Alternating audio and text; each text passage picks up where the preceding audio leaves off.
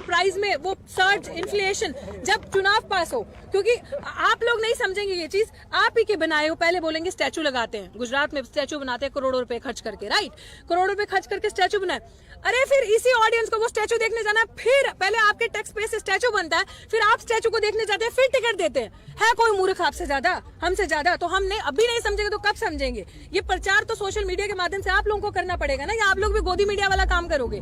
आप सोचो, अभी यहाँ पाठशाला चल रही है, इस बॉर्डर पे ये काम हो रहा है, मुझे इस चीज का जवाब चाहिए, आप सब भी दीजिएगा, क्योंकि आप पत्रकार हैं, दिन रात सड़कों पे रहते हैं न्यूज इन्फॉर्मेशन के लिए। तो आप मुझे बताओ, ये देश जो विश्व गुरु की बात करता है, ये देश जो इतिहास कायम करने की बात करता है, जो new India, make in India, digital India की बात करता है, वी रिस्पेक्ट दैट, बट कहाँ है ये सारी चीजें?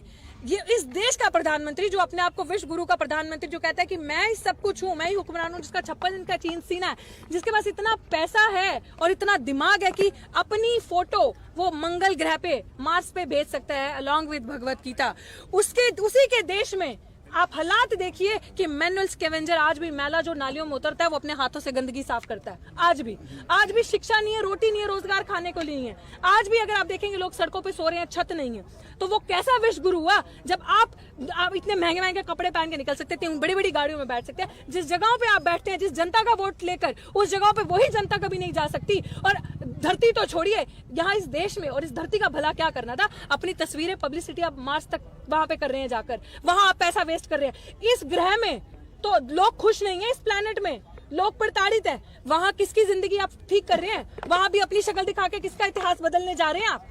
तो ये चीज सोचने की है कि इस प्लैनेट में तो लोग खुश नहीं है आपसे, उस प्लैनेट में आप क्या कर रहे हैं? कानून में तो आपको दिक्कत है, महंगाई से भी आपको दिक्कत है, तो राष्ट्रीय हित में 100 रुपए पेट्रोल नहीं ले सकती आप? अरे मैं तो कह रही हूँ, आप 1000 रुपए पेट्रोल करो, सब ले लेंगे हम ही तो बैठे हैं, हम लोगों की जेब में इतना पैसा मोदी जी भरते हैं। अभी हम घर जाएंगे ना, रात को हमारे अकाउंट में पैसा ट्रांसफर हो जाएगा। भाजपा इतना पैसा देती है आप लोगों को, राष्ट्रीय हित में हम लोग सब करने के लिए तैयार है। आप शिक्षा को भी कॉर्पोरेट घरानों में दे दीजिए, आप हमारे बैंक ले लीजिए, नहीं रोका। आप सबसे पहले संविधान को खत्म कर दीजिए। वो कहती है ना महुआ मित्रा चला के कि संविधान बदल दीजिए, बदलने की नियत है ना, हटा दीजिए सेकुलर वर्ड, जो भी आपके उसके अंदर जो भी हमारे राइट्स है, सब चीजों को हटा दीजिए, खत्म कर दीजिए सब कुछ। हम सब कुछ देश हित के लिए करने के लिए तैयार है। उससे पहले आपको एक चीज का जवाब देना पड़ेगा मेरी बात का। आप मुझे बताएं, मोदी जी ने आज दिन तक देश हित के लिए क्या किया? ये आप मुझे बताएं, पत्रकार है ना, आप मुझे बताएं। हाँ, सोचिए 18 घंटे काम करके अगर देश का ऐसा बेड़ा गर्क किया है, देश का ऐसा नाश किया है कि ना ही देश की इकोनॉमी उठ पा रही है, जीडीपी खड्डे में चलेगी, सब कुछ, भूखों के पास रोटी नहीं है खाने के लिए, युवाओं के पास रोजगार नहीं है। आए आपके 15 लाख आए, आप लोगों के अकाउंट में आ गए, मेरे नहीं आए। सीएम से पीएम बन गया वो इंसान, कर्ज माफ करता करता किसानों को, और आज देश का किसान सड़कों पे है। और आत्महत्या तब भी इतिहास था, और आत्महत्या इस आंदोलन से भी हो रहा है। एक तबका ऐसा है जिसको 500 रुपए पेट्रोल हो जाए तभी फर्क नहीं पड़ता, वो कह रहे राष्ट्रहित में हम ले लेंगे। यही तो बात है, मैं भी सुन के आई हूँ सारी चीजें। राष्ट्रहित करते करते कितना कूड़ा कर दिया इस देश का। राष्ट्रहित तो था काला वो बंद करना, नोटबंदी करना, हुआ राष्ट्रहित, आ गया काला धन स्विस बैंक से वापस। वो मेरे को नाम लेना भी गंदा लगता है उस बाबा का जिसने इस पूरे देश को लूट डाला, लाला रामदेव बाबा। वो क्या था? मैं नहीं बोलूंगी। तो लाला रामदेव, तो वो कौन था? वो प्रोजेक्ट था। जैसे मोदी जी और अमित शाह प्रोजेक्ट हैं किसके? अंबानी अडानी कॉर्पोरेट हाउसेस के। Lala Ramdev it's a project of this BJP. कैसे? कि अगर लाला रामदेव का प्रचार नहीं होगा, देखा पहली बात, कोई प्रधानमंत्री देखा? प्रधानमंत्री means you are sitting on a constitutional position, which means you are entitled to speak for all, not for one, right? आप जिसके लिए जिस पोजीशन पे आप बैठे, फॉरगेट मोदी जी, बट जो कॉन्स्टिट्यूशन पोजीशन पे प्रधानमंत्री बैठता है, मीन्स दैट आपके पास जो अधिकार है, आपके पास जो आवाज है, वो हर अवाम की है। आप नहीं कह सकते कि मैं एक मजहब, आप नहीं कह सकते मैं एक मजहब का हूँ, आप नहीं कह सकते कि मैं हिंदू का हूँ, आप नहीं कह सकते मैं सिर्फ मुसलमान का हूँ, सिख का हूँ, ईसाई का हूँ, आप सबके हैं। आप अगर बोले तो आप कैसे सिर्फ जियो का प्रचार कर सकते हैं? आप कैसे सिर्फ जियो की ऐड कर सकते हैं? कोई शोभा देता प्रधानमंत्री जी को ये? मैम, आपने रामदेव जी का नाम लिया, वो कह रहे हैं कि साइकिल चलाइए, गो ग्रीन। बिल्कुल अपील कर रहे हैं ना। देखिए, साइकिल चलाइए ना। इस देश ने वो दौर भी देखा जब हमारे गरीब मजदूर साइकिल भी अफोर्ड नहीं कर सकते। जब लॉकडाउन हुआ था ना, पैर देखे थे, छाले पड़े उन मजदूरों के पास, पैदल जो घर गए थे, खून आ गए थे उन लोगों के पैरों में से, और आधों ने बीच सड़क में दम तोड़ दिया था। तो वो लोग तो चाहते हैं कि तन पे जो कपड़ा पहना ना वो भी ना रहे। वो लोग चाहते हैं जो निवाला एक आधा खा रहे हो वो भी ना रहे, आवाज भी बंद की जाए, और डरा धमका के आप लोगों को फिर उस दौर में ले जाया जाए जहाँ पे आपके पास आवाज ना हो। आप अपना, और ये जैसे कहते हैं ना, one nation one prime minister कब हो जाएगा ना, पता नहीं चलेगा। अगर नहीं समझे ना, अगर नहीं समझे तो चुनाव कब खत्म हो जाएंगे। जो आप लोग इतने पावरफुल है ना, जो अधिकार है आपके पास वोट का, समझो।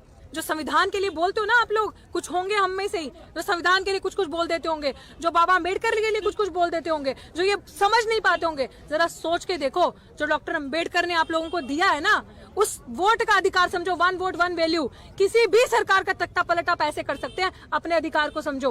आप लोगों ने उनको वहां बिठाया है और आप लोग गुलामी कर रहे हो। जब वो आते हैं, बड़े बड़े वादे करते हैं आप लोगों से, और बड़े बड़े वादे करके हम ही लोगों को लूट के जाते हैं। तो हमारे हाथ में है अभी भी मौका। अगर ये सरकार से, मैं तो आपके माध्यम से कहती हूँ कि हम लोग प्यार वाले हैं, हम लोग यूनिटी वाले हैं, मोहब्बत ब्रदरहुड वाले हैं। ये लोग दीवारें करते हैं, दीवारें लगाते हैं, हम लोग इनकी दीवारें तोड़ के ब्रिज लगाने वाले लोग हैं, ताकि आपस में लोगों को जोड़ें।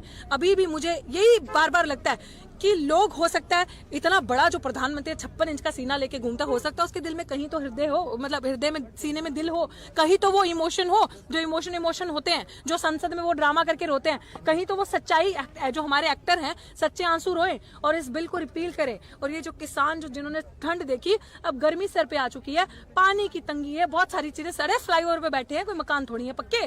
तो इन लोगों की फरियाद सुने, आवाज सुने और इस आवाम को इंसाफ मिले। और ये सरकार अगर आगे चाहती है राज करना और आगे रहना चाहती है सत्ता में, तो इन बिलों को रिपील करे, वापस ले। और मोदी जी, इस माध्यम से मैं आपको कहती हूँ, बहुत हो गया झूठ, मेरा झूठ सबसे मजबूत वाला खेल, बहुत फेंक दिया, बहुत लगा लिए जुमले।